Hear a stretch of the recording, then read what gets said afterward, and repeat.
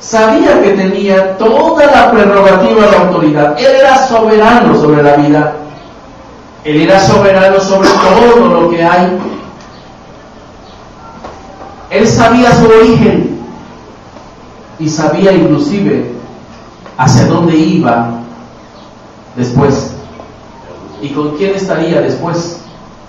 En el capítulo 17, los primeros versículos, el Señor dice: devuélveme la gloria que tuve contigo antes de que el mundo fuese. ¿Él se conocía? ¿Sabía quién era perfectamente? ¿Y eso lo llevaba a ser soberbio y déspota? ¿O ser un siervo humilde? Ahora yo quisiera que veamos que el Señor aquí rompe un paradigma. Un paradigma es una forma establecida, ¿verdad? Y nosotros vivimos con formas, ¿o no es cierto? Preestablecidas. Y el Señor de repente empieza a tocar temas interesantes. ¿Quieres vivir? Primero, para vivir tienes que morir. ¿No suena extraño? Para vivir tienes que morir. Tienes que morir al yo para que puedas vivir en mí y puedas caminar en mí y puedas disfrutar de mí y podamos tener íntima comunión tú y yo. Morir al yo, ¿eso es fácil? No. Otro paradigma. Si quieres ser exaltado, primero humíllate. ¿Se da cuenta cómo rompe nuestros esquemas esto? Porque normalmente nosotros queremos exaltarnos a nosotros mismos, siempre. Y el Señor dice: ¿quieres que se te exalte? Humíllate. Humíllate. Para ganar, tienes que perder. El que quiera ganar su vida, la perderá. Pero el que quiera ganar, el que quiera caminar conmigo, ¿verdad?, tendrá que ofrecer su vida completa. Ahora, ¿qué dice aquí? ¿Cuál es el paradigma que se rompe aquí? ¿Cuál es la función de los líderes? ¿Cuál es la actitud de los líderes? ¿Perdón? Normalmente de los líderes. Estar siempre arriba. Son o somos los seres humanos arrogantes. Imponemos las cosas. No queremos que nadie nos cuestione. Somos soberbios, orgullosos, y queremos hacer las cosas sin consensar, a nuestra manera. Nos creemos mandones. ¿Qué nos produce eso? Cierta satisfacción.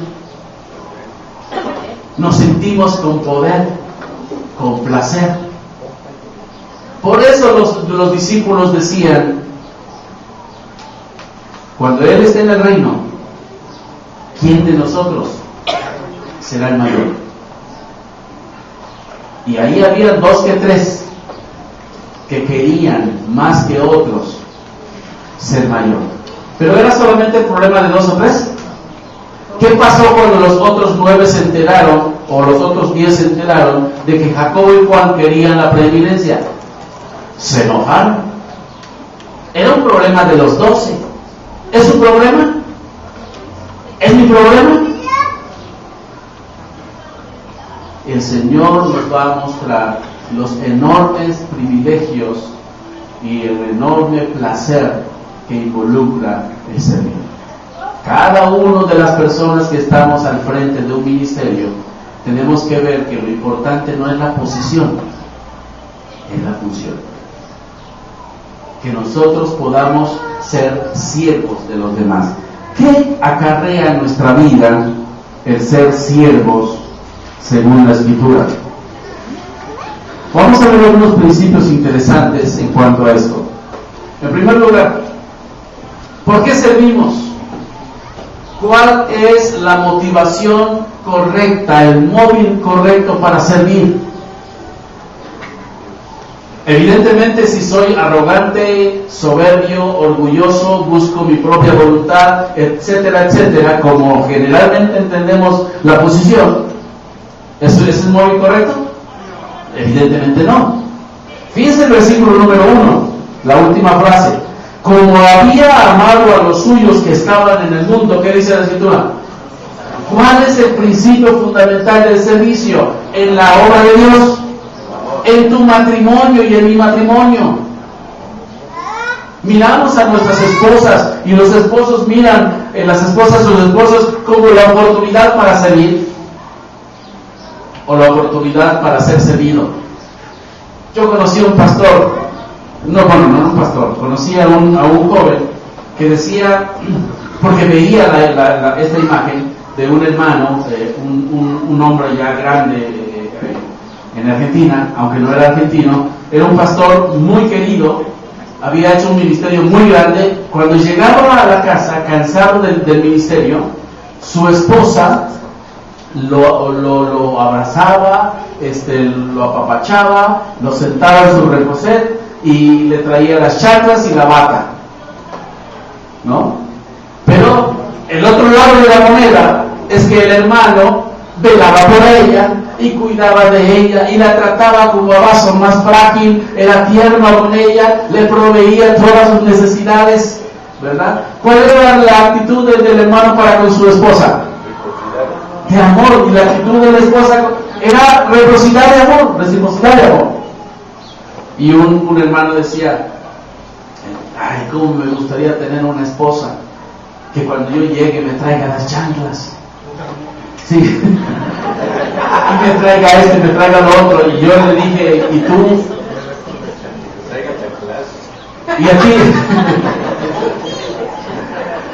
¿Y a ti te gustaría ser como su esposo es con ella? ¿O solamente quisieras que ella te tratara así? Pero ¿cuál es tu corazón? ¿Quieres realmente ser como él es con ella?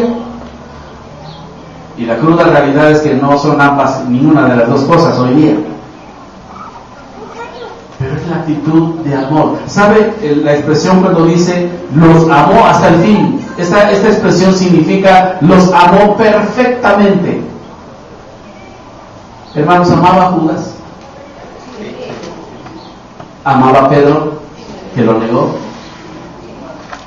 Los amó hasta el fin. Estuvo dispuesto a dar su propia vida para rescatarlos a ellos. Los amó perfectamente. No estaba esperando recibir de ellos absolutamente nada. Era el deseo del alma de poder entregarse por causa de ellos. Dice la Escritura que el Señor estuvo dispuesto a ir a la cruz con gozo, por el gozo puesto delante de Él por ellos. Dice que los amó hasta el fin. Y si usted va a las Escrituras, podrá ver muchas cosas interesantes en este capítulo 13. Pero solamente servimos a quienes. Sinceramente, servimos a quienes. A los que me ayudan. En el amor del Señor, ¿a quiénes debemos servir? A todos. A los que amamos. Y amamos a todos. Amamos lo que servimos a aquellos a quienes nosotros amamos. Dios le amó a usted. De tal manera amó Dios al mundo que ha dado a su Hijo unigénito para que todo aquel que en él cree no se pierda, mas tenga vida eterna. La expresión de amor fue que Dios dio a su Hijo. El amor de Dios manifestado. En el siglo III, hace rato platicábamos con los jóvenes un tema, en el siglo III, del siglo II al siglo III, la iglesia creció muchísimo, pero muchísimo y muy rápido.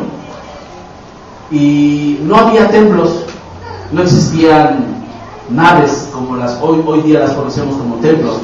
Todos los cristianos se reunían en las casas. Y los creyentes tenían algo muy hermoso que hacía que el cristianismo fuera completamente atractivo y atrayente. ¿Qué era? El amor. El amor entre ellos. El amor entre hermanos. Que realmente la actitud de nuestro corazón para con nuestra iglesia pueda ser una actitud que se vierta en ese sentido. Porque déjeme decirle algo, aún los servicios que nosotros hagamos, aún el ministerio que nosotros desarrollemos en la iglesia, si no está llevado por el amor, ¿qué dice 1 Corintios capítulo 13?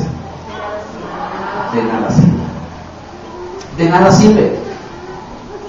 Si yo no estoy amando a la persona de Dios y no estoy amando a mis hermanos, entre los cuales desarrollo un ministerio, sea cual fuere, si no hay amor, de nada sirve. De nada sirve.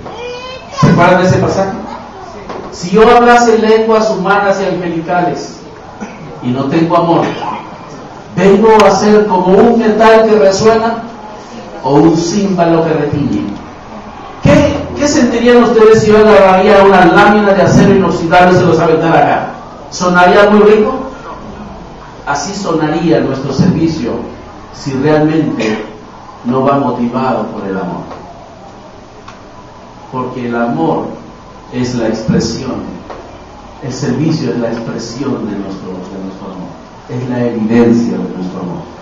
Ahora, vamos al capítulo 13, versículo 3, versículos 3, 4 y 5. Sabiendo Jesús que el Padre le había dado todas las cosas en las manos y que había salido de Dios y a Dios iba, se levantó de la cena y se quitó su manto y tomando una toalla se la ciñó. Luego puso agua en un lebrillo y comenzó a lavar los pies de los discípulos y a enjugarlos con la toalla con que se había ceñido. ¿Qué vemos aquí? Una humildad total.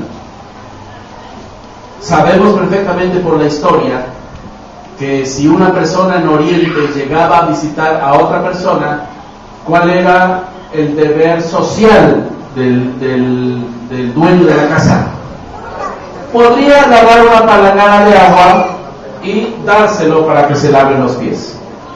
Podría ser que él mismo le lavara los pies. O podría ser, si tenía varios esclavos, ¿verdad? El esclavo del menor rango, así el latino más abajo, el que hiciera ese trabajo indecente, supuestamente. Pero el Señor no lo ve así. ¿Qué es lo que muestra el Señor? ¿La humildad la exalta o la denigra? ¿Sabe que para los griegos la humildad es debilidad? Para nosotros hoy día también. Para los griegos en aquel entonces la humildad era símbolo de ¿qué? De debilidad, de cobardía, de seres inferiores. Y el Señor aquí, en lugar de eso, lo dignifica y lo exalta. El Señor toma... Vamos a Romanos capítulo 12, versículo 3. A lo mejor usted puede tener una definición de lo que sea humildad, pero vamos a ver lo que dice Romanos capítulo 12. Vamos a buscar 2-3 pasajes. Romanos capítulo 12, versículos 3 y 10.